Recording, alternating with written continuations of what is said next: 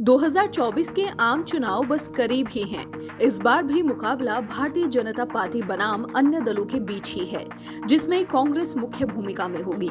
सभी पार्टियां और मतदाता इस स्थिति को अच्छी तरह जानते हैं। इसमें किसी को कोई शक शुबा होना भी नहीं चाहिए। भारतीय जनता पार्टी के लिए 2024 का लोकसभा चुनाव क्रिकेट की हैट्रिक गेंद की जानिब है। 2 बार वो विकेट गिरा चुकी है, अब तीसरी बार भी गिरा दिया तो तहलका मच जाएगा और न सिर्फ प्रतिद्वंदी टीम तार-तार हो जाएगी बल्कि ट्रॉफी पर मजबूत कब्जा भी हो जाएगा। लेकिन हैट्रिक बॉल बहुत कठिन होती है, ज्यादातर मामलों में ये फेल ही साबित हुई है।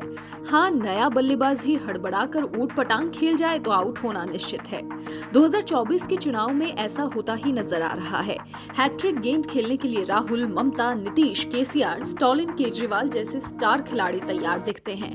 लेकिन दिक्कत ये है कि सब के सब कप्तानी के लिए ही तैयार हैं, क्योंकि नजर सबकी ट्रॉफी पर है।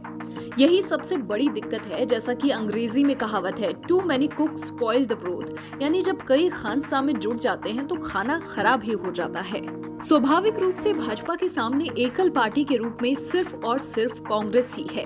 भले ही भाजपा ने कांग्रेस मुक्त भारत का अभियान विगत 9 वर्षों से छेड़ रखा है, लेकिन कांग्रेस खत्म होने के बजाय और ज्यादा दिखाई देने लगी है। कांग्रेस में अब राहुल गांधी सबसे बड़े नेता हैं। इस तथ्य को भाजपा जानती है। दिक्कत ये है कि इस तथ्य को बाकी विपक्षी दल और उनके नेता जानते हुए भी स्वीकार नहीं करना चाहते।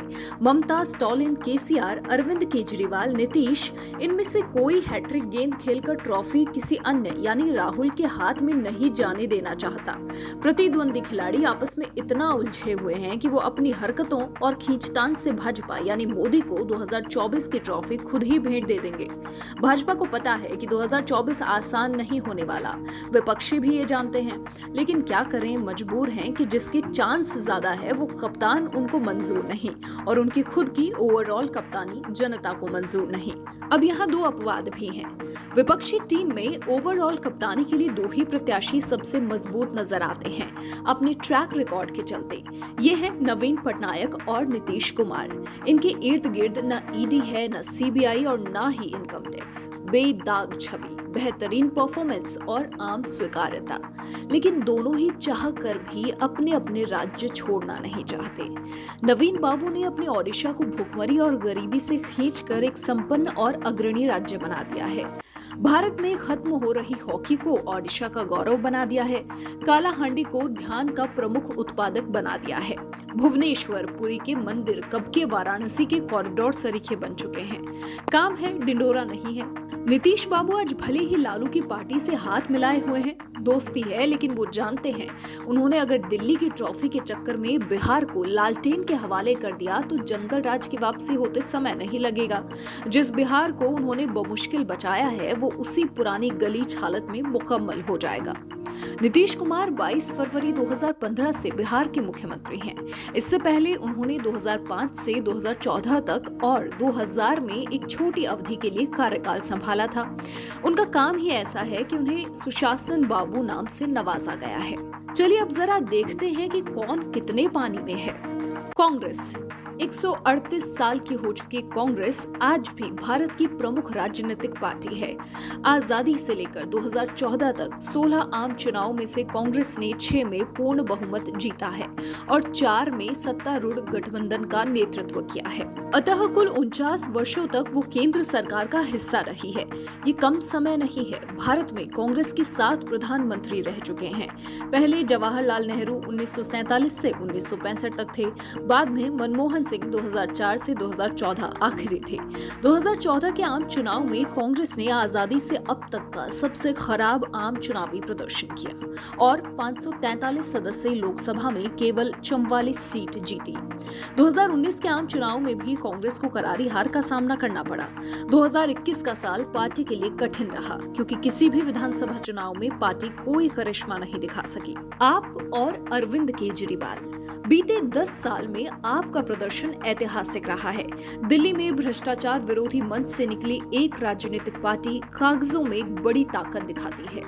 भाजपा, कांग्रेस, तृणमूल कांग्रेस, राष्ट्रवादी Congress party, CPI, CPIM, Bahujan Samaj party और नेशनल पीपुल्स फ्रंट के साथ अब आप देश की नवी राष्ट्रीय पार्टी दिल्ली और पंजाब के अलावा जहां ये सत्ताधारी पार्टी है, गोवा में आपका वोट शेयर 6.77% था।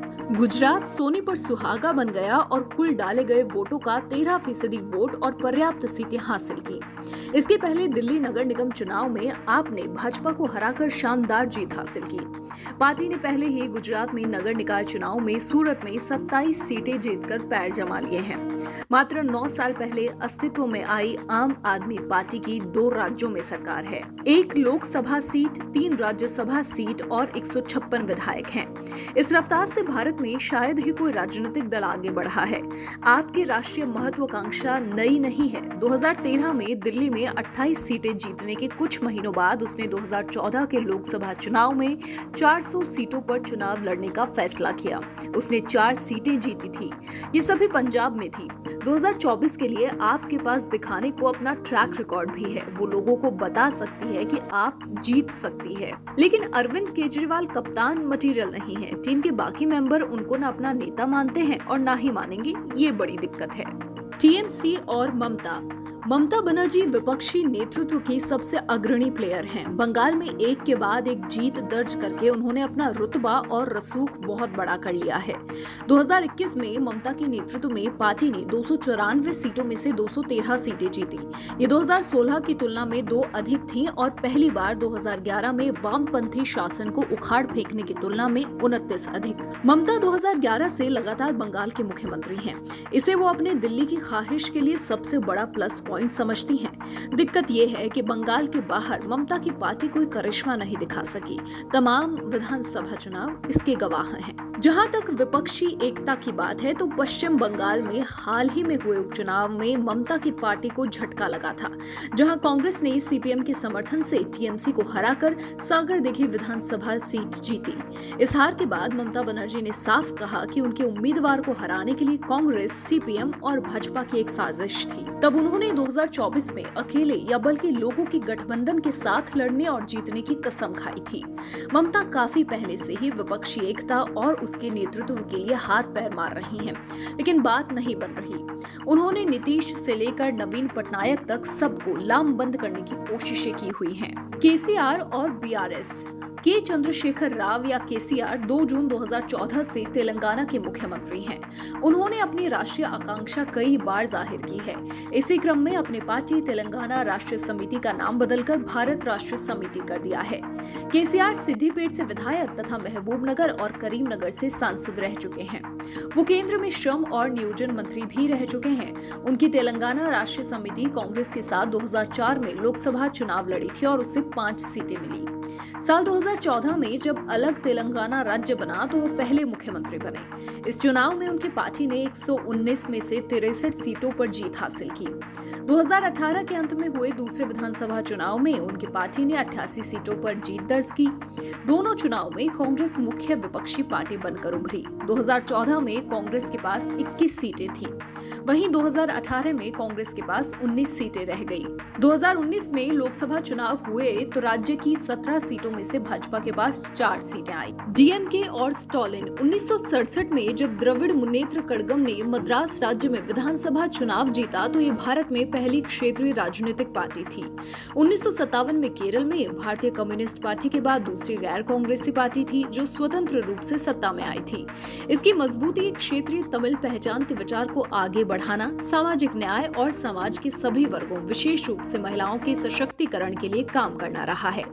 पहली बार सत्ता में आने से लेकर अब तक डीएमके का नेतृत्व केवल 3 व्यक्तियों द्वारा किया गया है, सीएन अन्नादुरई, एम करुणानिधि और एम के स्टॉलिन। स्टॉलिन ने अपनी राष्ट्रीय स्तर की महत्वाकांक्षाओं का खुलासा नहीं किया है, लेकिन उन्होंने जीएसटी, राज्यों की वित्तीय स्वायत्ता में कमी और नीट परीक्षा जैसे मुद्दों पर विपक्षी पार्टी के नेताओं को एक मंच पर लाने की कोशिश की है। वैचारिक स्तर पर पिछले साल उन्होंने 37 राजनीतिक दलों के नेताओं को पत्र लिखकर अनुरोध किया कि वो अखिल भारतीय सामाजिक न्याय संघ नामक एक मंच में शामिल हों। अप्रैल 2022 में डीएमके के दिल्ली कार्यालय का उद्घाटन प्रमुख विपक्षी दल के नेताओं के साथ आने का एक मंच बन गया। उस बैठक में स्टॉलिन ने विपक्षी दलों से भारत को बचाने के लिए एकजुट होने का अनुरोध किया। पिछले एक साल में भाजपा के खिलाफ संघर्ष के लिए वैचारिक आधार बनाने की कोशिश करते हुए स्टॉलिन ने जानबूझकर राष्ट्रीय स्तर पर अपनी भूमिका को बढ़ा चढ़ाकर पेश नहीं किया है। नीतीश और नवीन पटनायक की तरह स्टॉलिन अपने राज्य में सुशासन के लिए जाने जाते हैं। उनकी सरकार को देश में सबसे अच्छा प्रदर्शन करने वालों में से एक के रूप में देखा जाता है। बहरहाल हैट्रिक गेंद फेंकी जानी बाकी है, लेकिन नतीजा काफी कुछ साफ है। कप्तान नदारद हैं और बल्लेबाज भ्रमित हैं। सो एक कमजोर गेंद भी तीसरा विकेट गिराने को तैयार है। स्टेडियम की जनता भी ये जानती है, लेकिन वो भी करे तो क्या करे, वो तो सिर्फ दूर से देख ही सकती है।